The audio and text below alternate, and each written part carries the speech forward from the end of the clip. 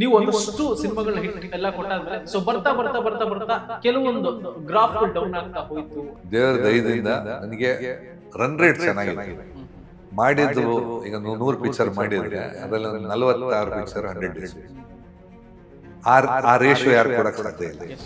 ಇಲ್ಲ ಗುರು ಕಿರಣ್ ಮ್ಯೂಸಿಕ್ ಮಾಡ್ತಿರುವಂತೆ ಅಷ್ಟು ಕೇಳ್ತಾರಂತೆ ಇಷ್ಟು ಕೇಳ್ತಾರಂತ ಹಬ್ಸಿ ಬರುವಂತ ಕೆಲ್ಸಗಳನ್ನ ಏನಾದ್ರು ತಡಿಯುವಂತದ್ದು ಏನಾದ್ರು ಆಗಲ್ಲ. ಈ ತರ ಮಾತಾಡ್ತಾರೆ, ಬಟ್ ಹಿಂದೆ ಅದಕ್ಕೆಲ್ಲ ತಲೆ ಕೆಡಿಸ್ಕೊಂಡು ನಾವು ಬೇಕಂದ್ರೆ ನಮ್ಗೆ ಬರ್ತಾರೆ. ಈಗ ನನ್ನ ತಟ್ಟೆಗೆ ಬರೋದು ನನಗೆ ತಟ್ಟೆಗೆ ಬಂದೇ ಬರುತ್ತೆ. ಅದು ಏನು ಯಾರು ಏನ್ ಮಾಡಕ್ಕಾಗಲ್ಲ. ಈ ಸ್ಟೈಲ್ ಏನಕ್ಕೆ ಯಾವತ್ತು ನೀವು ಕತ್ರಿ ಹಾಕಬೇಕು ಅಂತ ಅನ್ಸಲ್ವಾ?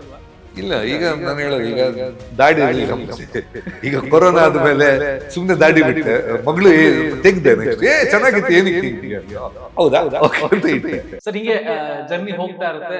ಸಾಕಷ್ಟು ಸಂಗೀತ ನಿರ್ದೇಶಕರು ಹುಡ್ಕೊಳ್ತಾ ಇರ್ತಾರೆ, ಹೊಸ ಹೊಸ ಸಂಗೀತ ನಿರ್ದೇಶಕರು ಸೂಪರ್ ಡೂಪರ್ ಹಿಟ್ ಸಿನಿಮಾಗಳನ್ನ ಕೊಡ್ತಾ ಇರ್ತಾರೆ. ಸೊ ನೀವು ಒಂದಷ್ಟು ಸಿನಿಮಾಗಳನ್ನ ಹಿಟ್ ಎಲ್ಲ ಕೊಟ್ಟಾದ್ಮೇಲೆ ಸೊ ಬರ್ತಾ ಬರ್ತಾ ಬರ್ತಾ ಬರ್ತಾ ಕೆಲವೊಂದು ಗ್ರಾಫ್ ಡೌನ್ ಆಗ್ತಾ ಹೋಯ್ತು ಅಂತ ಅನ್ಸುತ್ತೆ. ಇಲ್ಲ, ಅಫ್ಕೋರ್ಸ್ ನಾನು ಆಕ್ಚುಲಿ ಫ್ರಾಂಕ್ಲಿ ಹೇಳಬೇಕಂದ್ರೆ ಫಿಲ್ಮ್ ನಾನು ಈಗ ನನ್ನ ಲೆಕ್ಕದಲ್ಲಿ ನನಗೆ ದೇವರ ದಯದಿಂದ ನನಗೆ ರನ್ ರೇಟ್ ಚೆನ್ನಾಗಿದೆ. ಮಾಡಿದ್ದು ಈಗ 100 ಪಿಕ್ಚರ್ ಮಾಡಿದ್ರೆ ಅದರಲ್ಲಿ 46 ಪಿಕ್ಚರ್ 100 ಡೇಸ್. ಆ ರೇಷಿಯೋ ಯಾರು ಕೊಡಕ್ ಸಾಧ್ಯ ಇಲ್ಲ.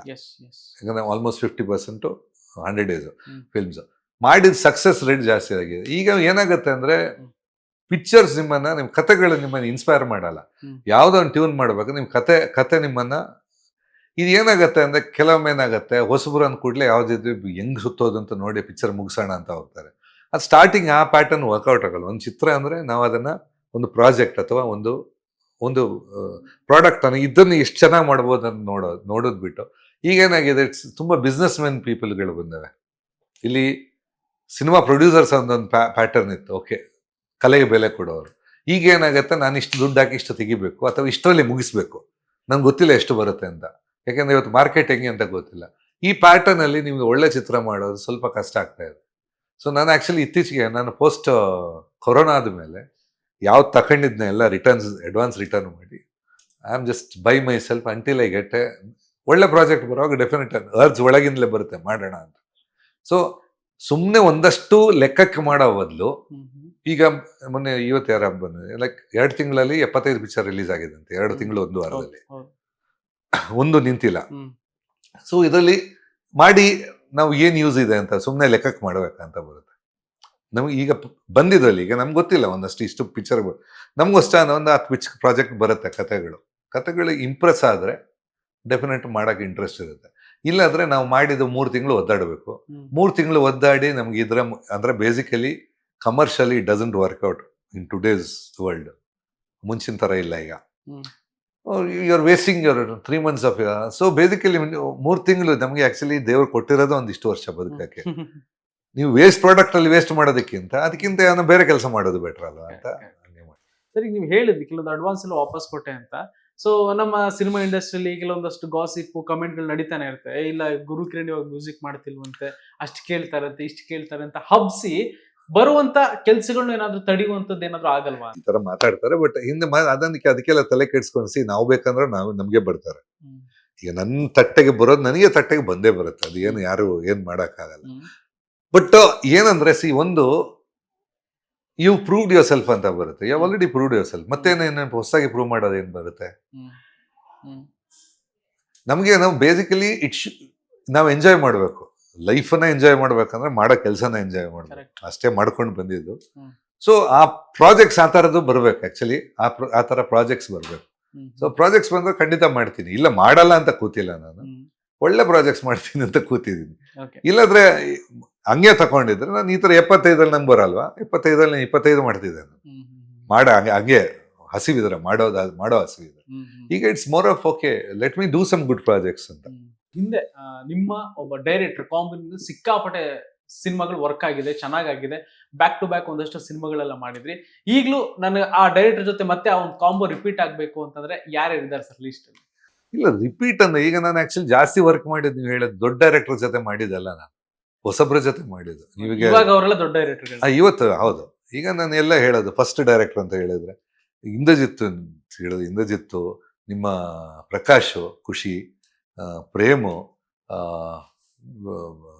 ನಾಗಶೇಖರ್, ಪವನ್ ಒಡೆಯರು, ನಿಮಗೆ ಉದ್ದಕ್ಕೆ ನಮ್ಮ MS ರಮೇಶ್ ಅರವಿಂದ್ ಎಲ್ಲ ಹೊಸ ಫಸ್ಟ್ ಡೈರೆಕ್ಟರ್ ಆದಾಗ ನಾನು ಮ್ಯೂಸಿಕ್ ಡೈರೆಕ್ಟರ್ ಆಗಿದ್ದೆ. It is not like okay ದೊಡ್ಡ ಡೈರೆಕ್ಟರ್ ಜೊತೆ ನನಗೆ ಅದೇ ಇಲ್ಲ. ನನಗೆ ಒಳ್ಳೆ ಪ್ರಾಜೆಕ್ಟ್ ಅಲ್ಲಿ ಕೆಲಸ ಮಾಡೋ ಇಂಟ್ರೆಸ್ಟ್ ಬಿಟ್ಟು ದೊಡ್ಡ ಹೀರೋ ದೊಡ್ಡ ಡೈರೆಕ್ಟರ್ ಅದಿಲ್ಲ ನನಗೆ. ನನಗೆ ಪ್ರಾಜೆಕ್ಟ್ ಅಂದ್ರೆ ಓಕೆ ಇದು ವರ್ಕೇಬಲ್ ಪ್ರಾಜೆಕ್ಟ್ ಅಂದ್ರೆ ಇದಕ್ಕೆ ನಾನೇನು ಕೊಡ್ಬೋದು, ನನ್ನ ನಾನೇನು ಕಾಂಟ್ರಿಬ್ಯೂಟ್ ಮಾಡ್ಬೋದು ಅಂತ ಇರುತ್ತೆ ಅಷ್ಟೇ ವಿನ ಯಾವುದು ನನಗೆ ಅವ್ರ ಜೊತೆ ನಾನು ಮಾಡ್ಬೇಕು ಇವ್ರ ಜೊತೆ ಮಾಡೋದು ಅದಲ್ಲ. ಇಟ್ಸ್ ಪ್ರಾಜೆಕ್ಟ್, ನಾ ಮಾಡೋ ಪ್ರಾಜೆಕ್ಟ್ ಚೆನ್ನಾಗಿದೆ. ಸರ್ ಪರ್ಟಿಕ್ಯುಲರ್ಲಿ ನಿಮ್ಗೆ ಪರ್ಸನಲ್ ಆಗಿ ಈ ತರ ಮ್ಯೂಸಿಕ್ ನನಗೆ ಇಷ್ಟ ಆಗುತ್ತೆ ಅಂತಂದ್ರೆ ಯಾವ್ದು? ಅದು ನಿಮ್ಗೆ ವರ್ಷಕ್ಕೆ ಚೇಂಜ್ ಆಗುತ್ತೆ. ಈ ವರ್ಷ ಒಂದು ಜಾನರ್ ಇಷ್ಟ ಆದ್ರೆ ನೆಕ್ಸ್ಟ್ ಇಯರ್ ಅದು ತಮ್ಗೆ ಬೋರ್ ಆಗುತ್ತೆ, ನಿಮ್ಗೆ ನೆಕ್ಸ್ಟ್ ಇಯರ್ ಬೇರೆ ಇಷ್ಟ ಆಗುತ್ತೆ. ಚೇಂಜ್ ಇಸ್ ಕಾನ್ಸ್ಟೆಂಟ್ ಮನುಷ್ಯನಿಗೆ. ಈಗ ಬೆಲ್ ಪ್ಯಾಂಟ್ ಹಾಕ್ಬೇಕಾದ್ರೆ ನಮಗೆ 40 ಬೆಲ್ ಹಾಕ್ಬೇಕಂತ ಒಂದಿತ್ತು ಒಂದು ಟೈಮು. ಗೊತ್ತದು. ಈಗ ಬೆಲೂನ್ ಬ್ಯಾಗೀಸ್ ಬಂತು, ನೆಕ್ಸ್ಟ್ ಕ್ಯಾರೆಟ್ ಬಂತು. So it changes. ಒಮ್ಮೆ ಈಗ ಅದನ್ನ ಹಾಕಿದ್ರೆ ನಮ್ಗೆ ನೋಡೋಕೆ ಅಸಹ್ಯ ಅನ್ಸುತ್ತೆ.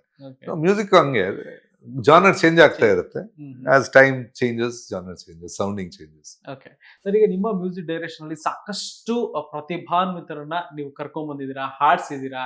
ಸೊ ಇವಾಗ ಅವರೆಲ್ಲ ಹೆಂಗೆ ಯಾವ ತರ ಟಚ್ ಅಲ್ಲಿ ಇದಾರೆ, ಆಮೇಲೆ ಎಷ್ಟೆಷ್ಟೆಲ್ಲ ಅವರ ಗ್ರೋತ್ ಎಲ್ಲ ನೋಡ್ತಾ ಇದ್ರೆ ಹಿಂಗಾಗುತ್ತೆ. ಕೆಲವರು ಗ್ರೋತ್ ಆಗಿದ್ದಾರೆ, ಕೆಲವರು ಆಪರ್ಚುನಿಟಿ ಸಿಗದೆ ಸೈಡ್ ಲೈನ್ ಹೋಗಿರೋರು. ಇಲ್ಲಿ ಒಂದು ನಾನು ಆಸ್ ಫಾರ್ ಸಿಂಗರ್ಸ್ ನಾನು ಅಟ್ಲೀಸ್ಟ್ ಒಂದು 60-70 ಸಿಂಗರ್ಸ್ನ ಹೊಸ ಸಿಂಗರ್ಸ್ನ ಇಂಟ್ರೊಡ್ಯೂಸ್ ಮಾಡಿದೆ.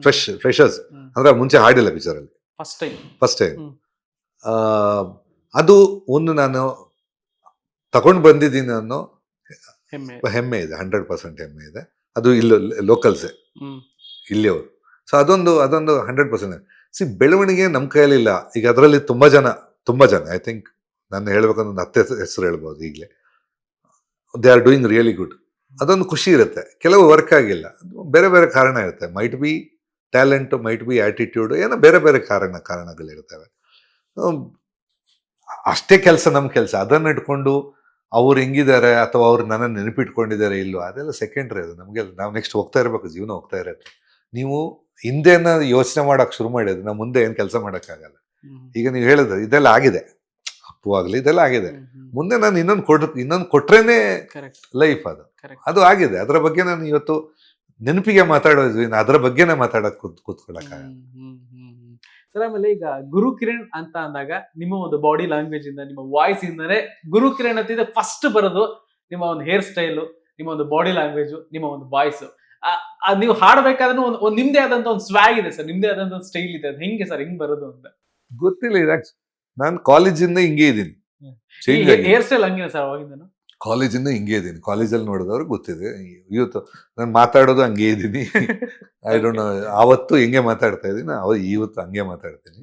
ಕನ್ನಡ ಸ್ವಲ್ಪ ಚೇಂಜ್ ಆಗಿದೆ. ಆಗ ಸ್ವಲ್ಪ ಮಂಗಳೂರು ಆಕ್ಸೆಂಟ್ ಜಾಸ್ತಿ ಬರ್ತಾ ಇತ್ತು, ಈಗ ಇಲ್ಲಿದ್ದು ಬರ್ತಾ ಇದೆ. ಓಕೆ, ಏನಕ್ಕೆ ಸರ್ ಹೇರ್ ಸ್ಟೈಲ್ ಯಾವತ್ತು ಚೇಂಜ್ ಮಾಡ್ಬೇಕು ಅಂತ ಅನ್ಸಿಲ್ವಾ? ಯಾಕೆ ಅವಾಗಿಂದ ಇವಾಗ ಈಗ ನೀವ್ ಹೇಳ್ದಂಗೆ ಟ್ರೆಂಡ್ ತಕ್ಕನ ನಾವು ಬದಲಾಗ್ತಾ ಇರ್ತೀವಿ. ಡ್ರೆಸ್ಸಿಂಗ್ ಸೈಜ್ ವೈಸ್ ಆಗಿರ್ಬೋದು, ಹಾರ್ಡ್ ವೈಸ್ ಆಗಿರ್ಬೋದು. ಈ ಸ್ಟೈಲ್ ಏನಕ್ಕೆ ಯಾವತ್ತು ನೀವು ಕತ್ರಿ ಹಾಕ್ಬೇಕು ಅಂತ ಅನ್ಸಿಲ್ವಾ? ಇಲ್ಲ, ಈಗ ನಾನು ಹೇಳೋದು, ಈಗ ದಾಡಿ ಇರಲಿಲ್ಲ ಮುಂಚೆ. ಈಗ ಕೊರೋನಾ ಆದ್ಮೇಲೆ ಸುಮ್ನೆ ದಾಡಿ ಬಿಟ್ಟೆ. ಮಗಳು ತೆಗ್ದೆ, ನೆಕ್ಸ್ಟ್ ಚೆನ್ನಾಗಿತ್ತು, ಏನಕ್ಕೆ ತೆಗೆದ್ರಿ ಅಂತ. ಹೌದಾ, ಓಕೆ ಅಂತ ಇಟ್ಟೆ. ಇಟ್ ಚೇಂಜ್ ಅಂದ್ರೆ ದಾಡಿ ನನಗೆ ಮುಂಚೆ ಅಷ್ಟೊಂದು ಇಷ್ಟ ಆಗ್ತಿರ್ಲಿಲ್ಲ. ಸ್ವಲ್ಪ ಪ್ಯಾಥೋ ಲುಕ್ ಅಂತ, ನಮ್ ದಾಡಿ ಅಂದ್ ಕೂಡಲೇ ದೇವದಾಸ್ ತಲೆಗೆ ಹೋಗೋದು. ಸೊ ಈಗ ಅದು ಬಿಟ್ಟಿದ್ದೀನಿ. ಕೂದ್ಲು ನಂಗೆ ಗೊತ್ತಿಲ್ಲ, ನಾನು ಕಮ್ಮಿ ಯಾವತ್ತು ಇಟ್ಟಿಲ್ಲ. ಈವನ್ ನನ್ನ ಪೇರೆಂಟ್ಸ್, ನನ್ನ ಮಮ್ಮಿನೂ ಕೂಡ ಕೂದ್ಲು ಕಮ್ಮಿ ಮಾಡಿದೆ, ಏನಕ್ಕೆ ಕಮ್ಮಿ ಮಾಡಿದೆ ಅಂತ ಕೇಳ್ತಾ ಇದ್ರು. ಸ್ಟಾರ್ಟಿಂಗ್ ಅವರೇ ಹೇಳ್ತಾ ಇದ್ದಿದ್ದು, ಇಲ್ಲ ಕತ್ತರಿಸು ಅಂತ, ಏನು ತುಂಬಾ ರಗಡ ಕಾಣುತ್ತೆ ಅಂತ. ಈಗ ಆಮೇಲೆ ಹೆಂಗಾದ್ರೆ ಕೂದ್ಲು ಕಮ್ಮಿ ಮಾಡಿದ್ರೆ ಏನಕ್ಕೆ ಕಮ್ಮಿ ಮಾಡಿದೆ ಅಂತ ಕೇಳಕ್ ಶುರು ಮಾಡಿದೆ. That's A part of. ಹೆಂಗ್ ಮೇಂಟೈನ್ ಮಾಡ್ತೀರಾ ಸರ್? ಮೇಂಟೈನ್ ಏನಿಲ್ಲ, ಲೆಂತ್ ಅಷ್ಟೊಂದು ಲೆಂತ್ ನೋಡುತ್ತೆ. ಈಗ ನಾವೇ ಮೇಂಟೈನ್ ಮಾಡಕ್ಕಾಗಲ್ಲ, ಲೆಂತ್ ಬಿಟ್ಬಿಟ್ರೆ. ನಾನ್ ಮೇಂಟೈನ್ ಅಂತ ಮಾಡೋದೇ ಇಲ್ಲ, ಏನು ಮಾಡಲ್ಲ. ಅದಕ್ಕೆ ಏನೂ ಇಲ್ಲ, ಬಾಚಿದ್ರೆ ಬಾಚಿದೆ ಅಷ್ಟೇ. ಅದು ಬಾಚಲ್ಲ.